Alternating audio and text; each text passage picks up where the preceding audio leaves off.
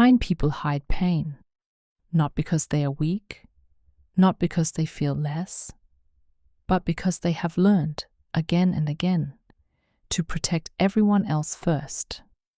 Some people do not say, "I'm hurting." They do not ask to be rescued. They do not make their pain easy to notice. They just become quieter. They still smile. They still help. They still reply, still listen, still stay calm. And because they remain gentle, people assume they must be fine. But that is the misunderstanding. Kindness can look peaceful even when it is exhausted. It can sound soft even when it is breaking inside. Some of the most responsible people are carrying more than anyone knows. They are the ones who do not want to be a burden, the ones who know how to read the room, the ones who notice what everyone else needs before anyone notices them. So they keep adjusting, keep understanding, keep holding back, keep making space for others while slowly disappearing from themselves. That is why kind people are often missed at the exact moment they need care the most. Because pain is easy to recognize when it is loud. But quiet pain is harder to see. Quiet pain still goes to work, still says it's okay, still laughs at the right time, still shows up, still acts normal. And that is why it is so often ignored. A person does not have to fall apart in public to be deeply tired. A person does not have to cry out to be overwhelmed. Sometimes pain becomes silence. Sometimes pain becomes patience. Sometimes pain becomes being easy to deal with. Sometimes pain becomes a smile that asks for nothing. That is what makes this difficult. The kinder someone is, the more likely they are to hide the wound with good manners. They do not want to worry people. They do not want to ruin the mood. They do not want their sadness to become someone else's problem. So they make their suffering presentable. They turn pain into politeness. They turn loneliness into composure. They turn exhaustion into reliability. And the world rewards them for it. People say, "You're so strong. You're always calm. You never complain.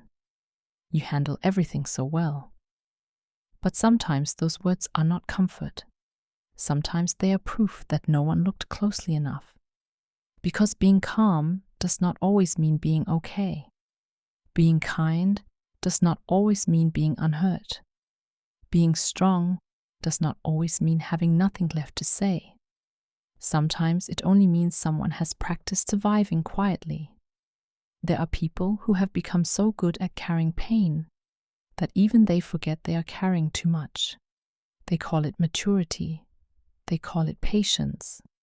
They call it responsibility. But sometimes it is just unspoken sorrow that has learned how to behave. Kindness is not always soft. Sometimes it is pain with good manners. Sometimes it is a tired heart trying not to inconvenience anyone. Sometimes it is a person who has been strong for too long. And maybe that is why the gentlest people can disappear so suddenly.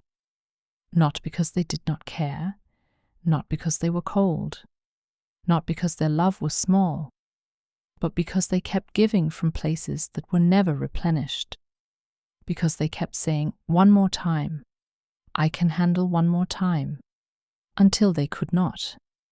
This is why we need to look again, not only at the people who are visibly struggling, but also at the people who seem the most composed, the quiet ones, the reliable ones, the considerate ones, the ones who say, "Don't worry about me," especially them, because sometimes the people who ask for the least help need the most understanding, and sometimes the people who seem the most fine are simply the most trained at hiding what hurts. So if someone looks fine, look again, not with suspicion, with care. Listen to what has changed. Notice the silence. Notice the heaviness behind the smile. Notice when warmth becomes distance. Notice when kindness starts to feel tired. You do not have to rescue everyone, but you can become the kind of person who does not mistake composure for peace. And if you are the one who keeps holding everything quietly, this matters too. Your pain does not become less real just because you carry it well. Your exhaustion is still exhaustion. Your sadness is still sadness. Your need for rest is still real. You do not have to collapse to deserve care. You do not have to explain everything perfectly to be understood. And you do not have to keep proving that you are strong enough to hold what is hurting you. Sometimes healing begins the moment you stop calling your pain not a big deal. Sometimes healing begins when you let yourself be seen before you reach your limit. Kind people hide pain. That is true. But maybe they should not have to hide it alone.